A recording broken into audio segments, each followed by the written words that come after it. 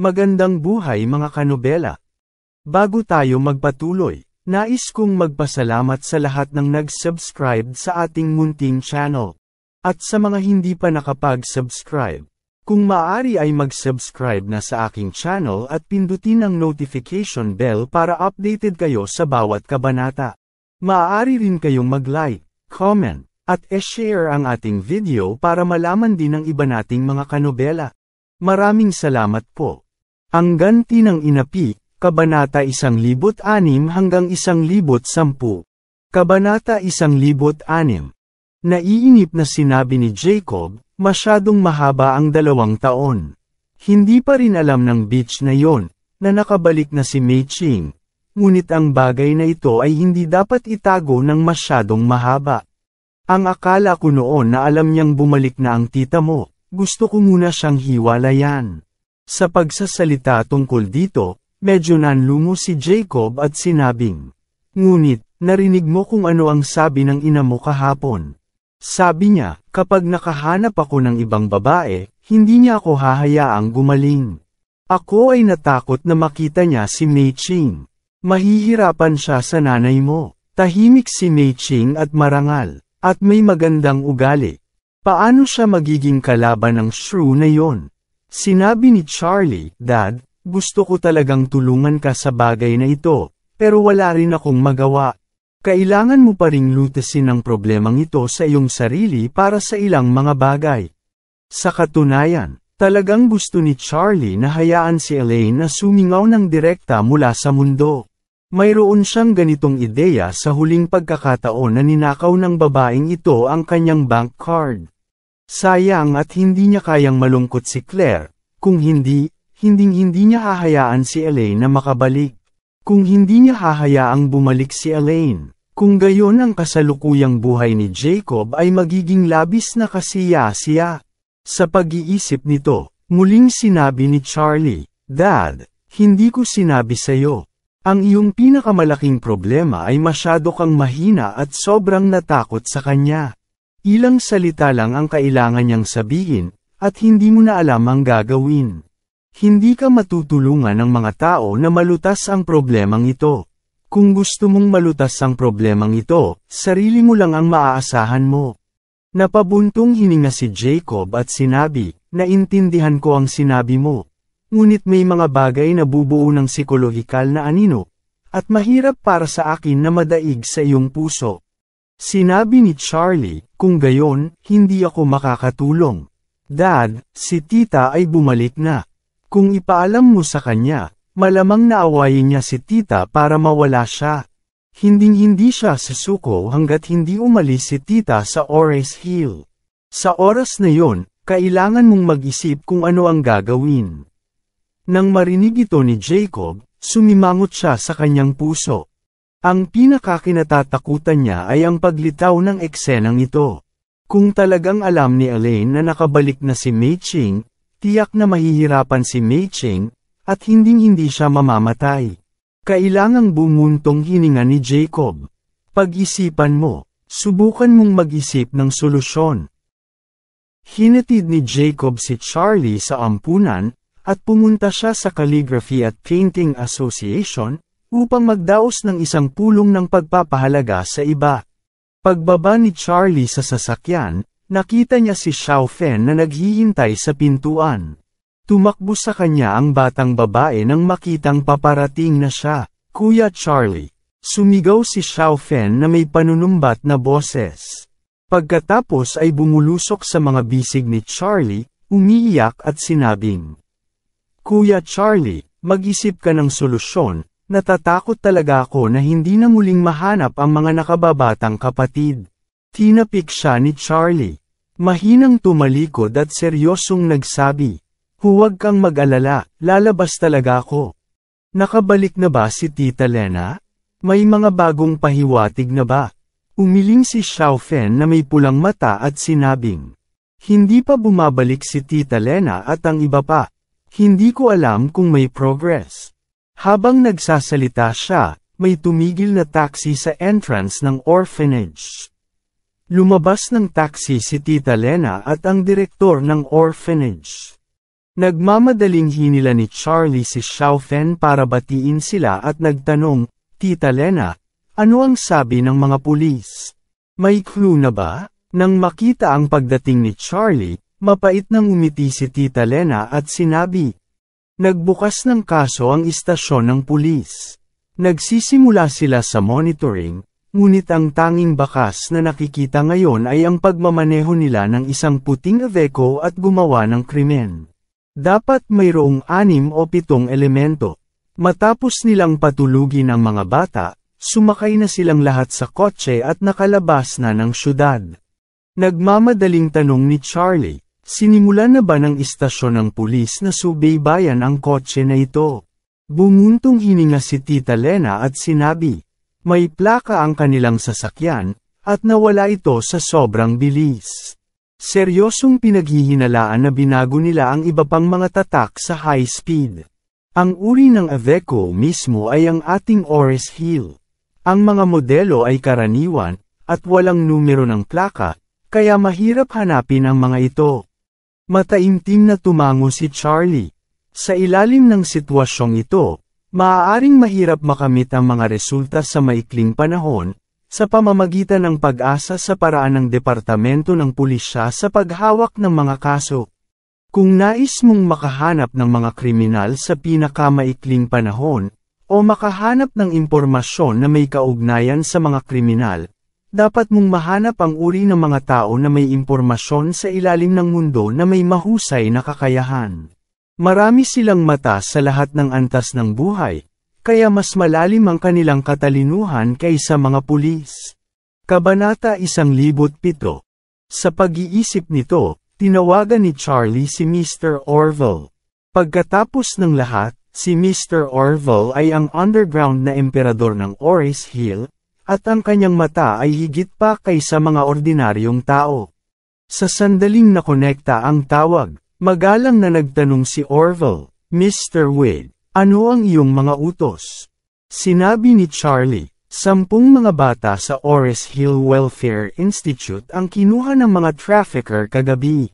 Ikaw ay nasa ilalim ng lupa sa Oris Hill sa mahabang panahon. Mangyaring tulungan akong magsiyasat kung may nakagawa ng ingay kamakailan tungkol sa pagbili ng mga bata. O may nagtatanong ba tungkol sa bata kahit saan?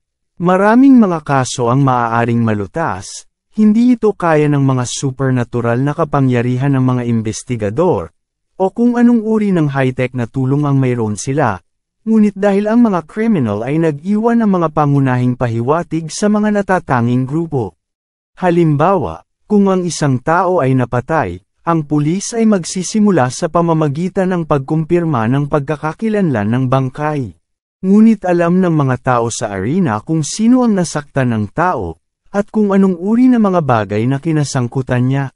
Ang posibilidad ay kung sino ang pumatay ay dapat mahanap. Para sa isa pang halimbawa, kung may nawala ng kotse sa lokal na lugar, kung magulat sila sa pulis, karaniwang iniimbestigahan ng pulisya, ay kung saan napunta ang sasakyan o saan ito nawala. Ipinapakita ng surveillance video kung sino ang nakipag-ugnayan sa kotseng ito. Ngunit kung direkta mong tatanungin ang mga tao sa mundo sa ilalim ng lupa, sino ang mga lokal na tao ang nagnakaw ng kotse, o kung sino ang mga lokal na tao na responsable sa pagbenta ng ninakaw na mga kalakal, kung sino ang nakakita ng kotseng nawala ay tumpak talaga. Ngunit ang susi ay ang mundo sa ilalim ng lupa ay may napakalinaw na mga tuntunin at panuntunan. Kahit na ang isang insider na makakuha ng ilang impormasyon, ang kanyang kakayahan at katayuan ay dapat tumugma sa impormasyon. Kung hindi, imposibleng magtanong tungkol sa anumang bagay. Halimbawa, gustong malaman ng isang maliit na gangster kung anong uri ng negosyo ang ginagawa ni Mr. Orville kamakailan lang, kung sino ang kasama niyang kumain, at kung sino ang nakilala niya. Ito ay karaniwang imposible na magtanong. Pero kung gusto ni Mr. Orville na malaman kung ano ang ginagawa ng isang gangster lately, at kung sino ang madalas niyang kasama na makipag-ugnayan, tutulungan siya ng kanyang mga tauhan na malaman sa isang pangungusap lamang. Alam ni Mr. Orville na si Charlie ay palaging nakatira sa orphanage mula pagkabata hanggang sa paglaki. Kaya alam din niyang ninakaw ang mga bata sa ampunan, si Charlie ay dapat na nagalit. Kaya agad siyang nagpatuloy sa pag-iimbestiga. Makalipas ang 10 minuto, isang clue ang ibinalik kay Mr. Orville. May isang bata na nagngangalang Liu Zhaochen sa Ores Hill. Kamakailan, habang kumakain kasama ang mga kaibigan sa kalsada, nagtanong siya kung saan makakabili ng mga bata sa Ores Hill. Nagmamadaling tinanong siya ni Charlie, ano ang pinagmulan nitong Liu Zhaochen? Sinabi ni Orville, ang batang ito ay tubong Ores Hill.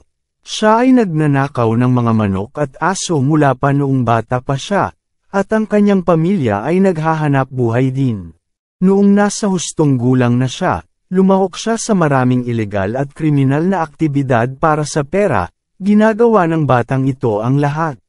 Ilang taon na ang nakalilipas, ang batang ito at ang kanyang pamilya ay kumita ng kaunti sa pamamagitan ng pagpirata ng mga pelikula. Sila ay pumasok sa mga sinehan gamit ang isang video camera upang palihim na kumuha ng video ng mga pelikulang pinapalabas. At pagkatapos ay inukit ang mga ito sa mga pirated na CD at binibenta ang mga ito.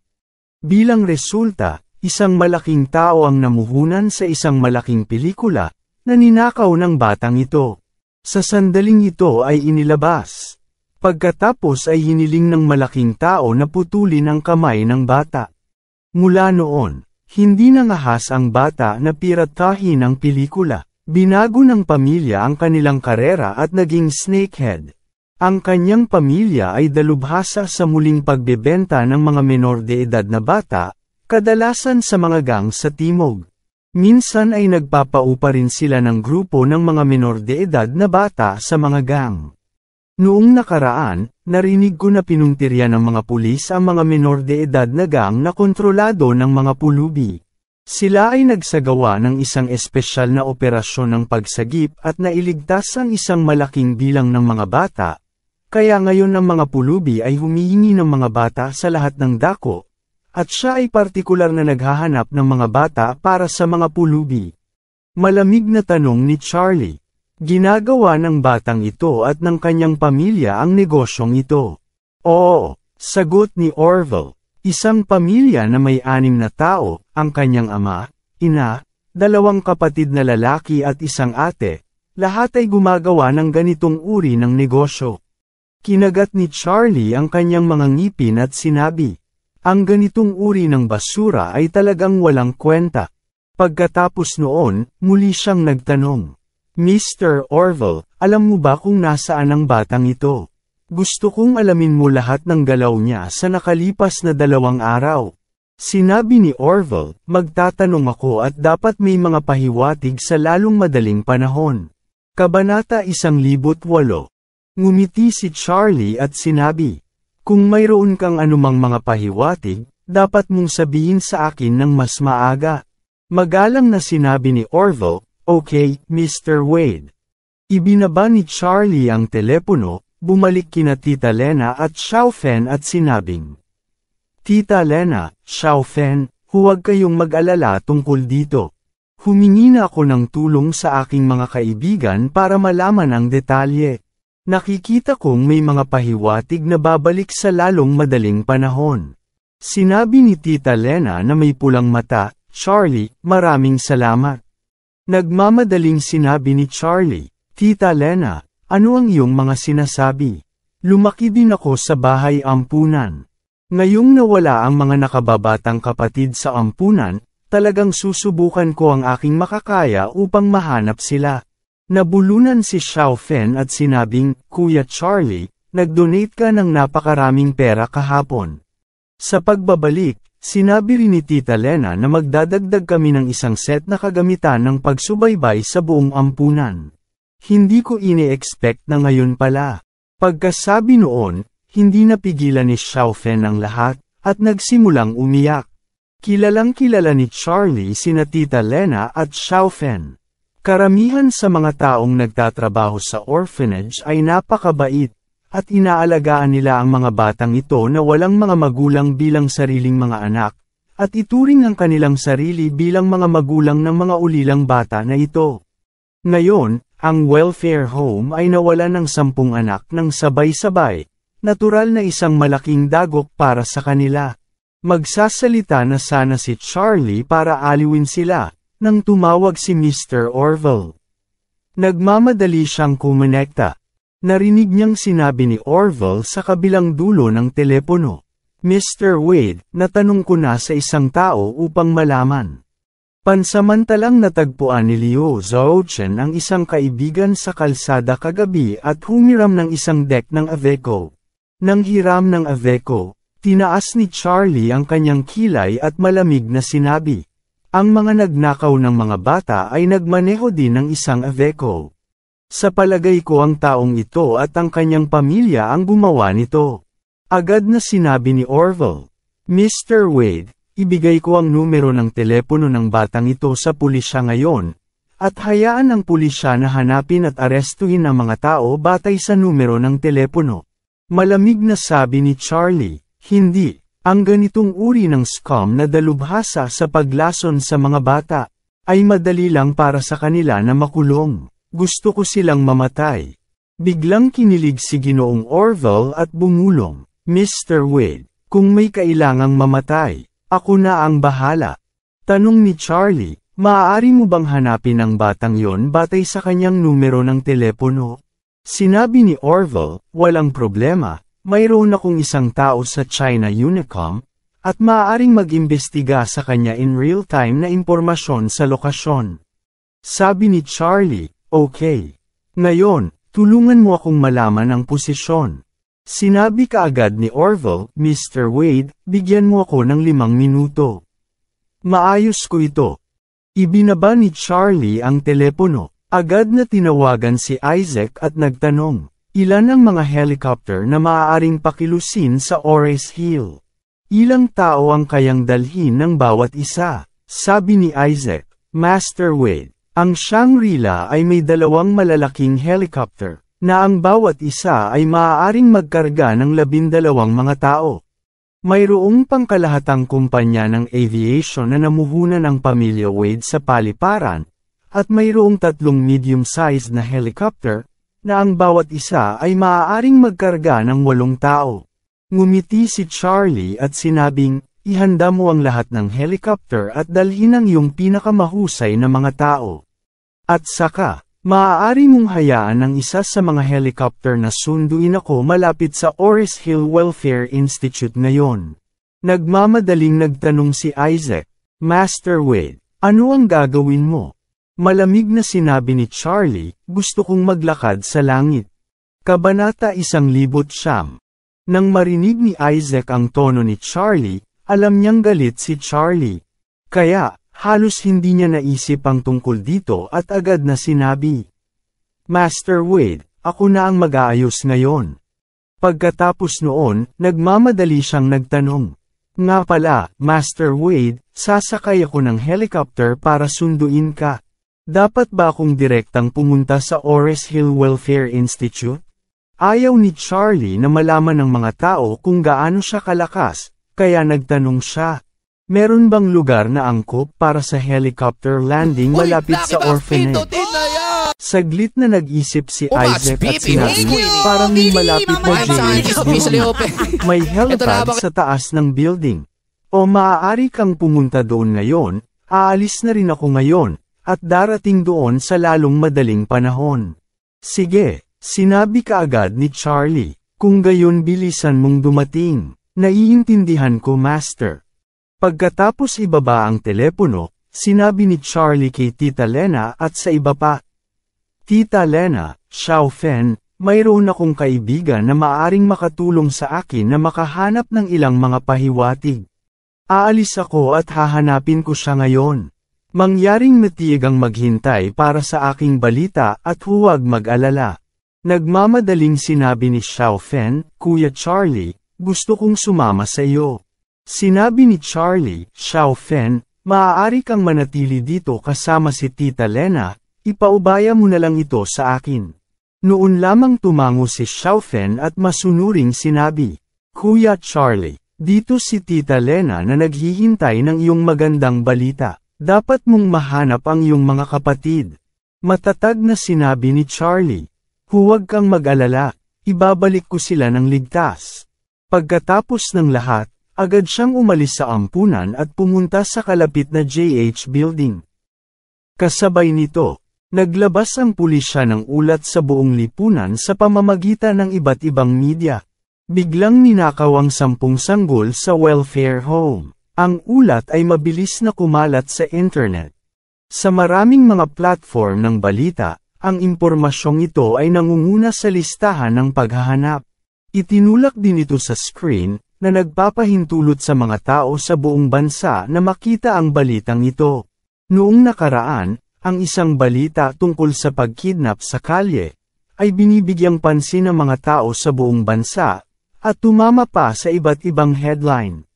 At ngayon ay may ilang mga trafficker na matapang na magnakaw ng mga bata mula sa ampunan.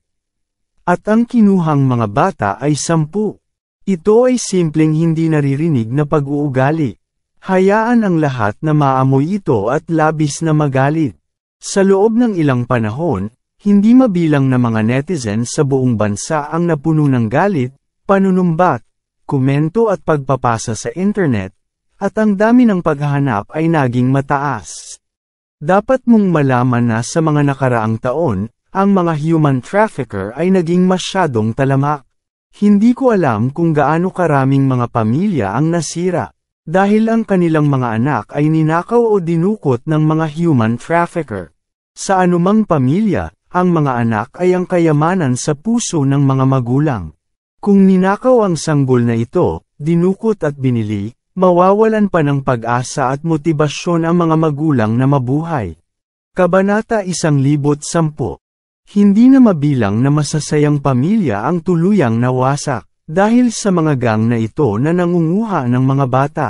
Ang pinakamasamang bagay ay, pagkatapos dukutin ng mga trafficker na ito ang mga bata, sila ay ibinenta sa mga normal na pamilya na nangangailangan ng mga bata. Hindi bababa sa buhay ng mga bata ay hindi masyadong threatened. Ngunit kung ang mga kaloob ng Diyos na mga hayop na ito, ay sadyang pinahinto ang bata at ginamit ang mga ito upang mamalimos ng pera, tuluyan ang masisira ang buhay ng mga bata. Sa makatuwid, sa sandaling ito, malapit ang puso ng mga tao sa buong bansa na nag-aalala tungkol sa 10 batang nawala. Sa oras na ito, gusto lang ni Charlie na iligtas ang mga bata sa lalong madaling panahon. Pagkarating niya sa itaas na palapag ng gusali, isang helicopter ang umungal mula sa langit. Sa oras na ito, nagpadala rin si Mr. Orville ng address sa kanyang WeChat, na nagsasabi sa kanya, Mr. Wade, si Liu Zhaochen ay nasa labas na ng probinsya.